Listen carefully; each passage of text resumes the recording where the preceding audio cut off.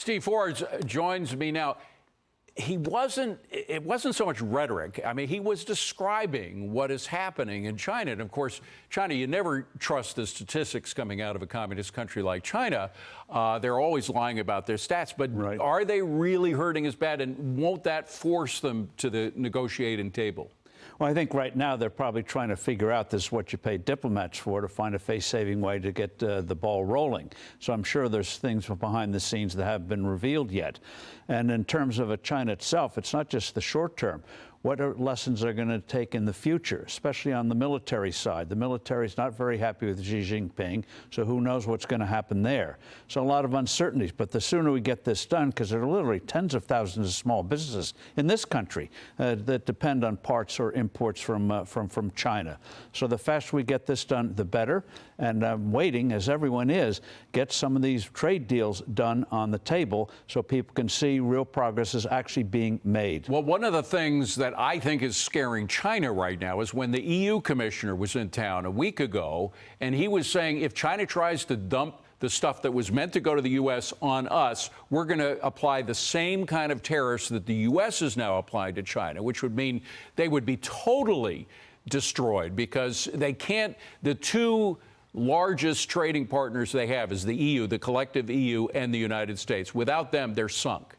Well, yes, and this will finally, I think, have a real battle in China.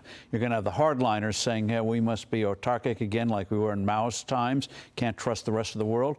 I think you have some reformers probably lurking there and saying we need to develop our internal economy so we're not so dependent on exports and the property market, which is only now finally maybe reaching bottom, that bubble. Yeah. So maybe reforms come in the future. But in the meantime, we hope they don't try to deflect attention on the disaster by doing something like seizing one of the islands around Taiwan. Right. Let's bring it back home. Treasury Secretary Scott Bessent defended Trump's economic approach in a new Wall Street Journal op-ed. He said, quote, "In the first 100 days of his presidency, we've laid the groundwork to rebalance global trade, restore America's industrial base.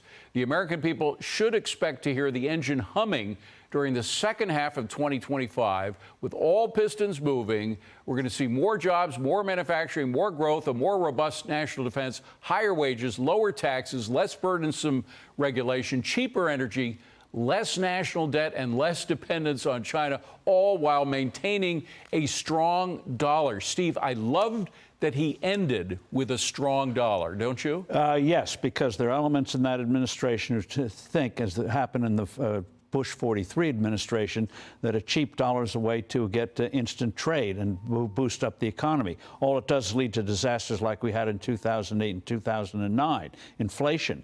So I hope the rest of the team inside the White House and Treasury Department are listening, and also the Federal Reserve listening, because the Federal Reserve is sat by while the dollar has lost value, and they're meeting, as you mentioned, tomorrow and Wednesday. Are they going to finally realize that their main task is a stable dollar, not trying to manipulate the economy? It didn't work for the Soviet Union. It doesn't work here. And it helps Americans. Average Americans want to make sure that the dollar they earn today is going to be able to buy them just as much tomorrow or a year from tomorrow as it does now. And so they have flawed models at the Fed, like prosperity causes inflation. One interest rate they should cut tomorrow but won't is the interest they pay on bank reserves. Yes. Right now it's 4.4%, so banks have that money parked there, doing nothing but earning free interest, easy interest. So cut the rate, cut that by 100 basis points and make it clear you want lending big again. The great Steve Forbes. Steve, thank you so much for being here.